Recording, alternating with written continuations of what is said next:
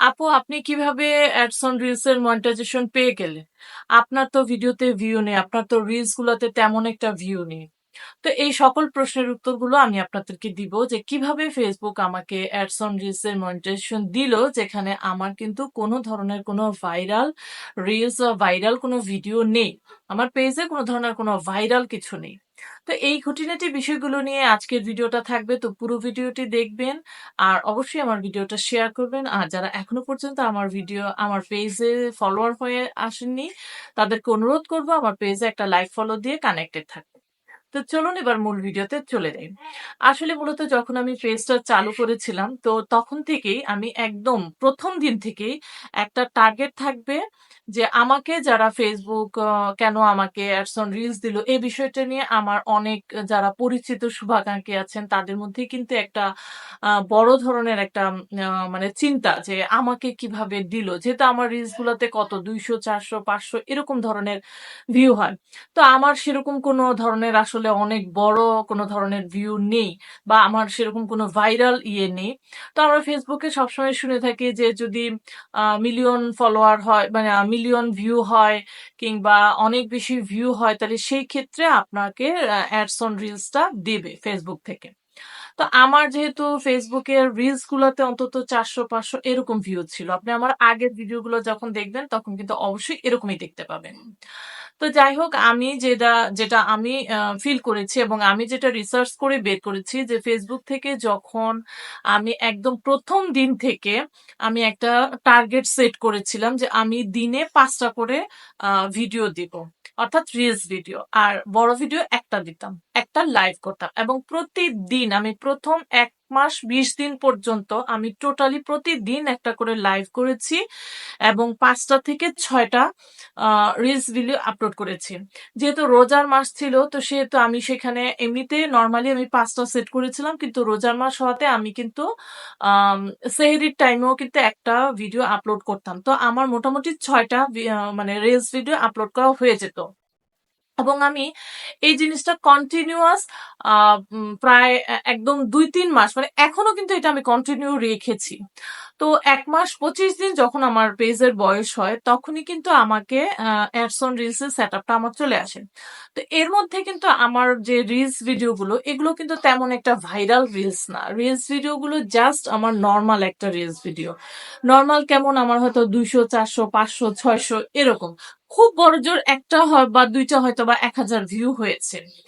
তো যাই হোক, এই কারণে কিন্তু আমি চেষ্টা করলাম, তারপরে থেকে আমি দিতে। তো আমি চিন্তা করলাম যে আমাকে কেন এরকম দিল, মানে সেট আপ দিল।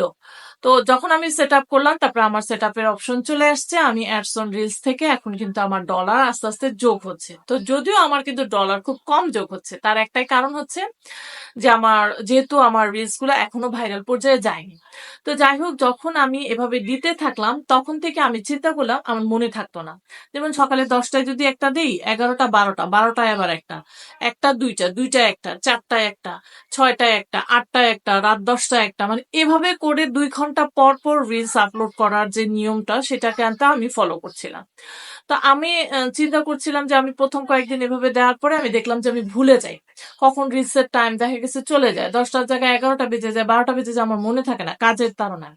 তখন আমি একটা জিনিস সেট করলাম যে আমার মোবাইলে আমি অ্যালার্ম সিস্টেম করলাম, এবং অ্যালার্মের মধ্যে আমি লিখে রাখলাম যে আমাকে মানে এইটা 10টায় একটা রিলস আপলোড করা, 11টায় মানে হচ্ছে লাইভ করা, তারপরে 2টা বাজে হচ্ছে 11টা বা 12টায় লাইভ করা, 2টা বাজে হচ্ছে আমার ভিডিও আপলোড করা রিলস, তারপরে 4টায় রিলস, তারপরে 6টায় রিলস, 8টায় হচ্ছে আমার বড় ভিডিও।